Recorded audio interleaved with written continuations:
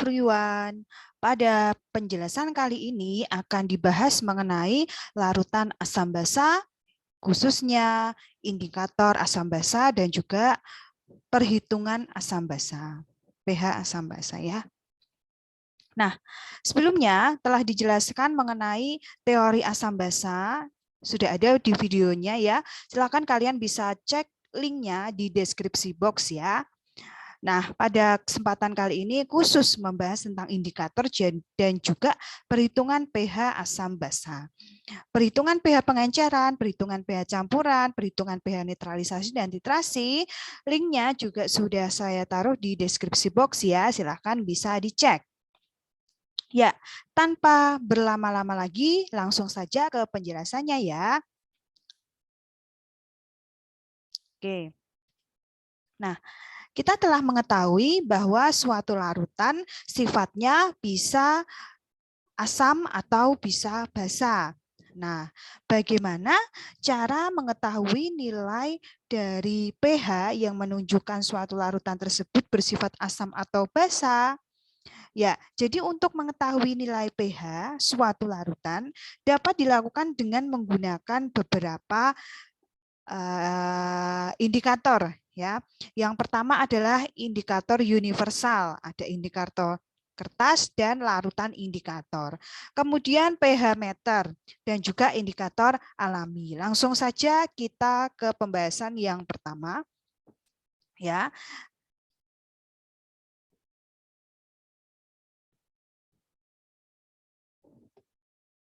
Ya, jadi indikator universal di sini ya merupakan campuran dari bermacam-macam indikator yang dapat menunjukkan pH suatu larutan dari perubahan harga warnanya. Nah, ini merupakan gambar dari indikator universal ya, ada kertasnya. Jadi di dalam wadah ini ada kertasnya. Nah, ketika kita mau menentukan suatu larutan tersebut bersifat asam atau basa dan juga nilai pH-nya, ya katakanlah ini saya misalkan ada suatu larutan yang ditaruh di dalam beker gelas. Kemudian kertasnya ini ya satu, nah ini dimasukkan ke dalam larutan tersebut, kemudian ditunggu beberapa detik atau beberapa menit sampai terjadi perubahan warna. Nah, jika nanti kertasnya tersebut ya sudah ada perubahan warnanya, kemudian kertas ini diambil lalu dicocokkan dengan warna-warna yang ada pada wadahnya ya, wadahnya.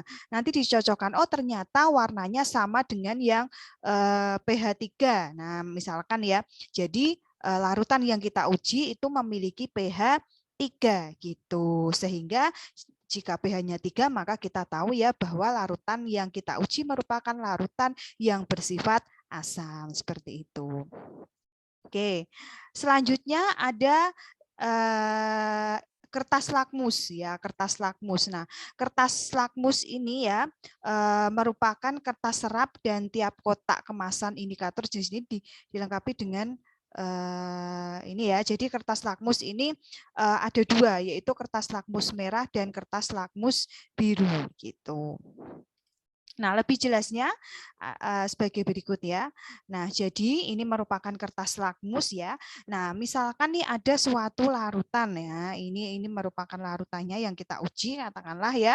Lalu kertas lakmusnya kita masukkan ke dalam larutan tersebut. Nah, jika lakmus ya, kertas lakmus merah yang kita masukkan ke dalam larutan uji, nah kemudian ditunggu beberapa detik dan ternyata kertas lakmus merah tersebut warnanya tetap merah.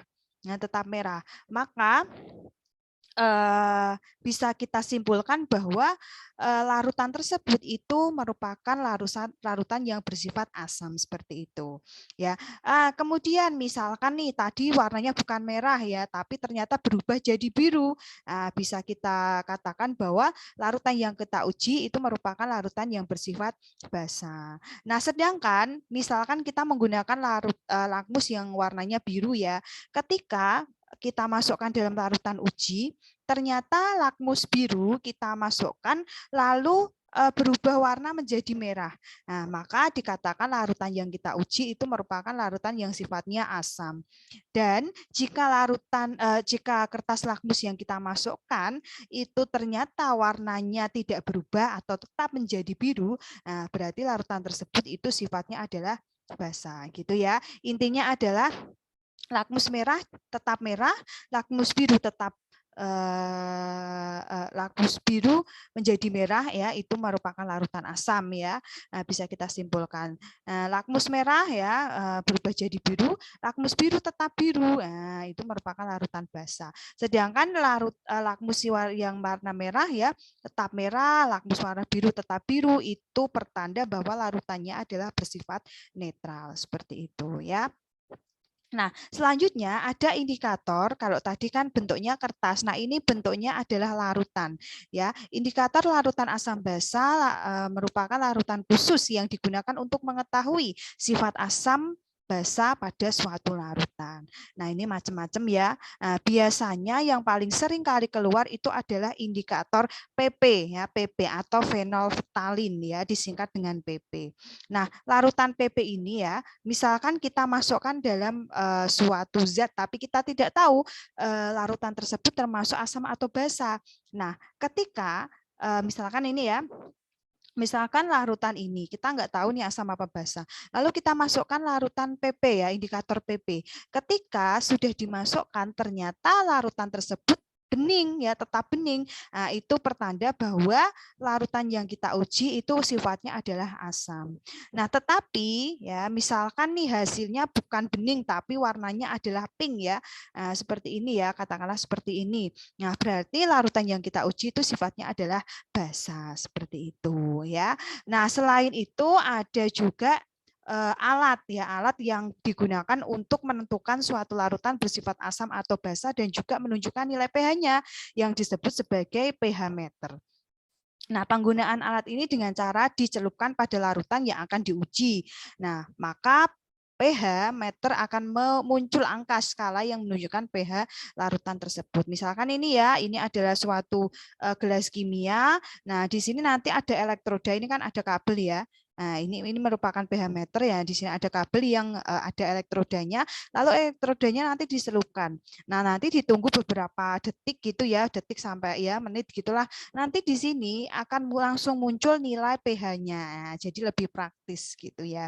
Langsung kelihatan. Dan terakhir adalah bahan-bahan alami yang ada di sekitar kita ya, seperti tumbuhan ya, daun, mahkota bunga, kunyit, kulit manggis, kubis ungu. Nah, ini merupakan bahan-bahan yang ada di sekitar kita yang dapat digunakan sebagai indikator asam basa.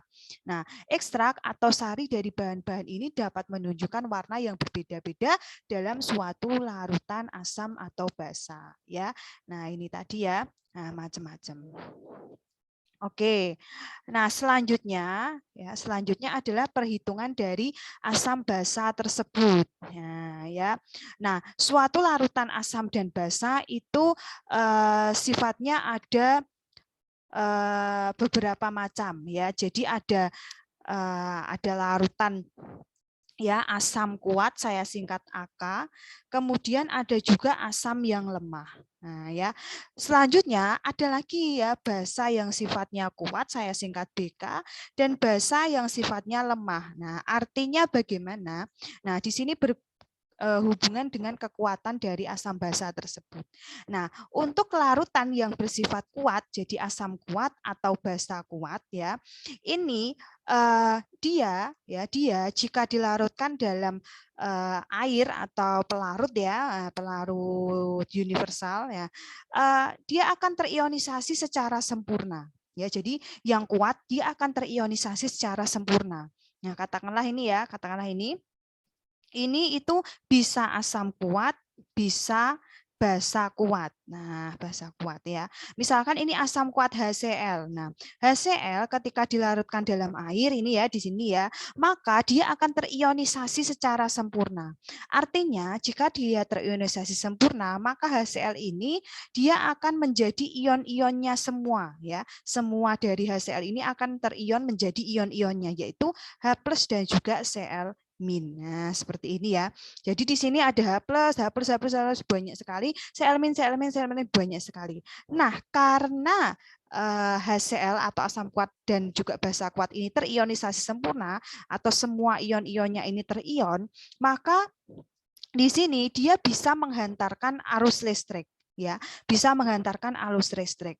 Nah, jika dihubungkan dengan suatu kabel yang ada lampunya, karena tadi dia ion-ionnya sangat banyak, ya, sangat banyak, itu dia bisa menghantarkan arus listrik sehingga lampu yang dihubungkan itu bisa menyala seperti itu ya, nyala lampunya terang, ya. Jadi HCl ini kenapa asam kuat atau basa kuat bisa menyalakan lampu yang terang ini? Alasannya adalah karena ya asam kuat dan basa kuat itu terionisasi secara sempurna sehingga dalam larutan itu terdapat banyak sekali ion-ion yang bisa menghantarkan arus listrik gitu. Nah, sebaliknya untuk asam lemah dan juga basa lemah. Asam lemah dan basa lemah di sini dia tidak terionisasi secara sempurna ya. Jadi di sini katakanlah asam lemah atau basa lemah. Misalnya adalah CH3COOH yaitu merupakan asam lemah ya. Nah, CH3COOH. Nah, CH3COOH karena dia merupakan asam lemah ya, maka dia terionisasi sebagian ya. Jadi yang sebagiannya itu tidak terionisasi. Nah, karena dia terionisasi sebagian, maka ini di sini ion-ionnya itu sedikit. Ya, ion-ionnya sedikit. Jika ion-ionnya sedikit, itu bisa menyalakan lampu tapi redup ya, tidak seterang pada larutan yang asam kuat dan basa kuat seperti itu, gitu ya. Nah, oke. Nah, di sini ada beberapa contoh ya, larutan asam kuat, asam lemah, basa kuat dan basa lemah. Nah, ini kalian minimal harus hafal ya, minimal harus hafal. Karena nanti habis ini kan kita akan menghitung pH. Nah, bagaimana cara menghitung pH? Kita harus tahu dulu larutan yang akan kita hitung itu termasuk dalam asam kuat, asam lemah, basa kuat atau basa lemah. Minimal ya, minimal ini harus hafal. Ya, untuk pertemuan hari ini ya atau ketika kalian menonton video ini kalian harus ini sudah di luar kepala ya, harus hafal bahwa asam kuat ini contohnya adalah HCl. Nah, ini dulu ya. Lalu ini nanti bisa dipahami lagi ya. Asam lemah ini CH3COOH contohnya. Basa lemah yang paling sering keluar itu NaOH ya. Basa kuat, maaf, basa kuat. Basa lemah. Nah, basa lemah ini ya, yang paling sering keluar ada NH4OH. Nah, ini harus sudah di luar kepala. Asam kuat contohnya ya satu ya HCl, asam lemah contohnya 1 CH3COOH, basa kuat contohnya 1 NaOH, basa lemah contohnya 1 yaitu NH4OH. Nah, ini ya satu ini ya, keempat ini harus sudah hafal saat kalian menonton video ini gitu ya. Nah, ini nanti bisa dikembangkan lagi ya. Nah, minimal. Oke. Nah, itu ya. Nah, baru sekarang kita akan menghitung pH. Nah, pH ya. Jadi, bagaimana cara menghitung pH dari suatu larutan? Kalau tadi kita mau mengukur pH, itu kan bisa pakai alat ya, atau bisa pakai indikator universal. Nah, bagaimana kalau kita menghitung ya, menghitung tanpa adanya alat tersebut? Bisa nggak? Bisa. Nah, caranya bagaimana? Nah, simak ya. Oke, tonton video ini sampai habis agar pengetahuan dan informasi yang didapatkan itu tidak setengah-setengah. Oke, langsung saja ke perhitungan pH. Nah, pH ya seperti yang kita tahu itu merupakan parameter untuk menyatakan tingkat keasaman. Ya, pH ini dihitung dengan cara dengan rumus ini ya, pH sama dengan min log H+, konsentrasi H+. Nah, tingkat keasaman berbanding terbalik dengan nilai pH. Oke. Next. Nah, ini ya. Nah, untuk pOH ya, ini parameter untuk menyatakan tingkat kebasaan. Nah, gitu ya.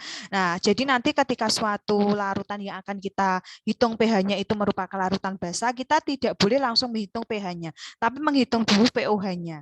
Ya, pOH sama dengan min log konsentrasi OH min. pH, nah baru ya pH sama dengan 14 min pOH. Nah, ini sudah harus hafal. Ini pasti keluar.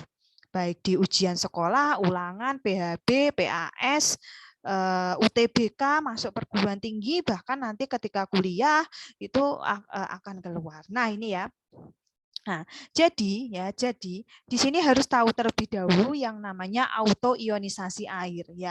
Jadi air ini dia terionisasi. Nah, di sini ada yang namanya KW ya atau kesetimbangan air. Di mana kesetimbangan air di sini atau disingkat KW ya, itu nilainya adalah 10 pangkat min 14 pada suhu 25 derajat Celcius. Nah, kemudian ketika kita mau menghitung pH suatu larutan asam atau basa, nah tadi ya rumusnya adalah pH sama dengan tadi ya min log konsentrasi konsentrasi H+. Nah, ya konsentrasi H+. Nah, pOH sama dengan ini ya di bawah ini ya, pOH sama dengan min log konsentrasi OH min. Nah, karena untuk menghitung pH kita membutuhkan konsentrasi H+ ini, nah maka kita harus menghitung dulu konsentrasi H+.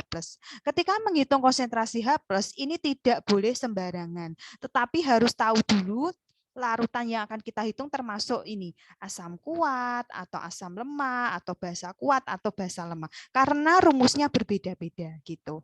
Nah, ini ya untuk asam kuat. Nah, konsentrasi H+ bisa kita hitung dengan X kali MA. Untuk asam lemah ya konsentrasi H+ bisa kita hitung dengan dua cara, yaitu yang pertama akar Ka kali MA dan juga yang kedua alfa kali MA. Basa kuat. Nah, karena basa kuat kita kan menghitungnya konsentrasi OH- dulu, maka kita hitung konsentrasi OH- ya. Untuk basa kuat ini X kali MB. Basa lemah ya menghitungnya bisa dua cara, yaitu yang pertama akar Ka kali MB dan juga alfa kali MB, baru pH dan pOH seperti itu ya. Nah, sekarang contoh biar paham ya. Pertama, nah, yang pertama ada ini HCl ya, HCl. Oke, bagaimana cara menghitung pH dari HCl 0,5 M? Oke, caranya yang pertama adalah ya ini ya, saya tuliskan HCl. Nah, kita harus tahu dulu, HCl ini termasuk asam kuat, basa kuat, asam lemah atau basa lemah. Ternyata dia merupakan asam kuat. Nah, asam kuat. Karena dia merupakan asam kuat, maka dia terionisasi secara sempurna ya. Saya singkat ya. Terionisasi secara sempurna. Nah, karena dia terionisasi secara sempurna, maka reaksi ionisasinya saya tuliskan seperti ini ya, HCl menjadi H+ dan juga Cl-. Nah, di sini fasenya adalah aki. Nah, ini fasenya juga aki ya. Ketika kita meneruskan reaksi harus lengkap nih, kalau bisa lengkap ya, aki. Nah, berapa konsentrasinya? 0,5. Nah, saya tuliskan di sini ya, 0,5 M. Nah, karena H+ di sini dia koefisiennya itu 1 ya, maka di sini juga 0,5. Nah, kan sama ya perbandingan koefisien. Karena Cl- di sini koefisiennya juga 1, maka di sini konsentrasi Cl- juga 0,5. Nah, seperti ini. Atau ya seperti ini langsung pOH pH gitu juga boleh. Tapi ya di sini bisa saya tuliskan rumusnya menggunakan rumus ya H+ sama dengan untuk H+ dari asam kuat, konsentrasi H+ dari asam kuat kan gini ya tadi ya, X dikali MA. Nah, X ini merupakan jumlah dari H+. Berapa jumlah dari H+ di sini? 1, maka saya tuliskan 1. MA ini adalah konsentrasi dari asam kuat yaitu 0,5. 0,5. Nah, saya tuliskan ya 1 kali 0,5 hasilnya adalah 0,5. Atau saya tuliskan di sini 5 ya kali 10 pangkat min 1 M ya, molaritas gitu ya. Nah, baru setelah itu kita menghitung pH. Nah, pH sama dengan apa tadi? Min log konsentrasi H+. Nah, kan begini ya, konsentrasi H+. Nah, ya, sama dengan min log berapa konsentrasi H+-nya sudah diketahui ya di atas ya. 5 kali 10 pangkat min 1. Hasilnya berapa? Hasilnya 1 min log 5. Nah, seperti ini. Nah, sampai ini dulu sudah betul ya. Jadi log 5-nya ini tidak usah dihitung, itu tidak apa-apa. Sudah benar ya, sudah benar. Oke, ini adalah contoh menghitung pH untuk asam kuat.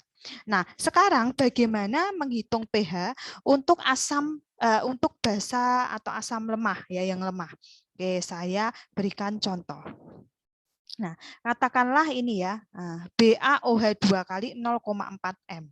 Nah, coba kita hitung ya, nomor 5. Berapa pH dari BaOH 2 kali. Nah, caranya ya, ini yang kuat ya, nggak apa-apa. Oke, BaOH 2 kali. Nah, tentukan dulu asam kuat, asam lemah, basa lemah. Ternyata adalah basa kuat. Nah, karena dia merupakan basa kuat, maka dia terionisasi secara sempurna.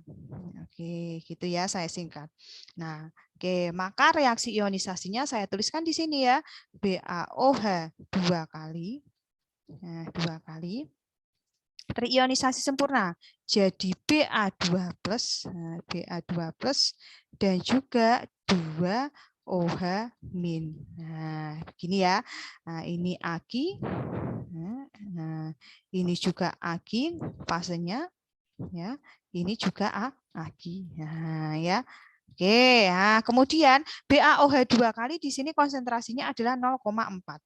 Nah, 0,4 M. Karena di sini dia koefisiennya juga 1, maka konsentrasi Ba2+ juga 0,4 M. Karena koefisien dari OH-nya ini 2, maka 0,4 kali 2 0,8. Nah, baru setelah ini bisa menghitung POH, atau saya tuliskan rumusnya seperti ini. Ya, OH- sama dengan ya tadi ya. Nah, OH.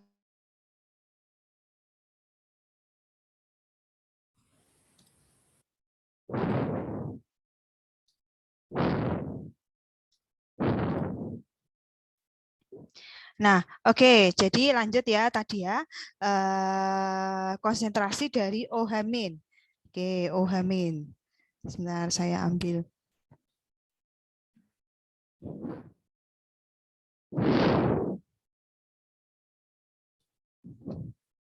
Nah, saya tuliskan di sini ya, X kali MB. Nah, MB. Nah, X-nya itu adalah jumlah dari OH-. Berapa jumlah dari OH-2?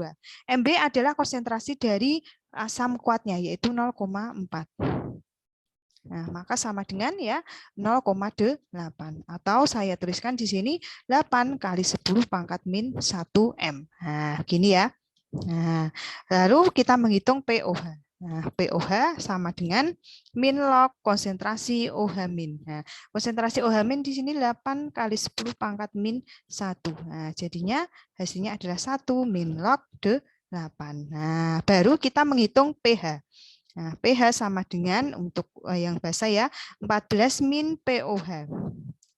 Nah, berapa POH-nya ya? 14 min POH. Nah, kita beri kurung di sini. 1 min log 8.